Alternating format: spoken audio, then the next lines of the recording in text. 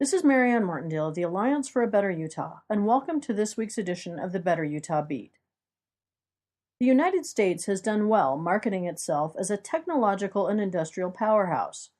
So well, in fact, that it would probably be surprising for many Americans to learn that the U.S. is still the largest producer of much of the world's food crops. U.S. production of corn accounts for an astounding 32% of the world's corn crop. The U.S. is responsible for over 50% of the soybeans produced in the entire world, making it the largest exporter and producer of soybeans. And wheat grown in the U.S. makes up 25% of the world's wheat export market. Farm produce is a multi-billion-dollar industry and an important feature of the American economy. But the U.S.'s embrace of genetically modified foods, commonly referred to as GMOs, could be a troubling turn of events for this area of the economy.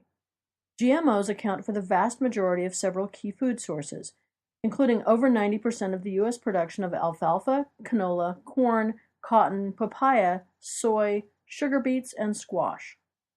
However, in more than 60 countries, including Australia, Japan, and all the countries in the European Union, there are significant restrictions or even outright bans on the production and sale of GMOs, creating what could be a potential blow to U.S. food exports. In the U.S., however, the government has approved GMOs based on studies conducted by the same corporations that created them and profit from their sale. Discussions of genetically modified foods got a helpful boost last week when some members of Congress spoke out against the unknown effects of a complete embrace of genetically altered food by pledging to end what some are calling the Monsanto Protection Act. The Monsanto Protection Act is a provision that prevents judges from halting the use and sale of genetically modified seeds, even when those seeds are considered unsafe for human consumption.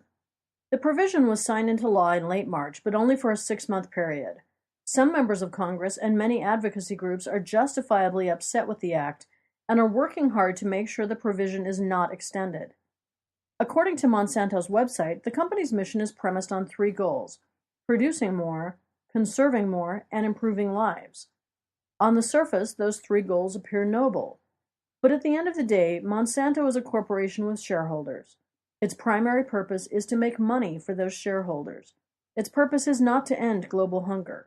Monsanto is an important reminder that overemphasis on short-term profits at the expense of long-term sustainability is a losing formula in our fast-changing world. Monsanto, thanks to extensive legal protections that U.S. corporations enjoy, has filed over 150 patent infringement lawsuits in the last several years. In lawsuit after lawsuit, Monsanto has prevailed, whether they are bankrupting small farmers who are found to have Monsanto patented seed on their farms, even when proof exists that it was blown in by the wind, or when they've been sued unsuccessfully by organic farms for intentional seed contamination. Monsanto began as a manufacturer of plastics and pesticides, including such cancer-causing products as DDT, PCB, and Agent Orange. More recently, they developed Roundup, one of the strongest pesticides in use today. It also produces genetically modified seeds designed to resist the very lethal chemicals they have developed, allowing those chemicals to be used on the crops that produce the food we eat every single day. The truth is, genetically modified food crops are a double-edged sword that we haven't yet learned how to wield. I'm reminded of the old adage, just because you can do something doesn't mean you should. On the one hand, they could be an effective tool for helping reduce global hunger through hardier and more easily sustainable crops. On the other hand, the jury is still out on the long-term effects of GMOs, both on humans and on the environment. Unfortunately, United States law has, so far, been on the side of the producers, allowing them to conduct their own studies, self-report any issues, and provide little oversight or support for independent scientific testing.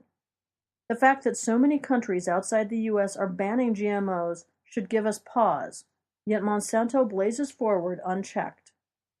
Shouldn't we demand more conclusive testing and look for real evidence before we start using them with abandon?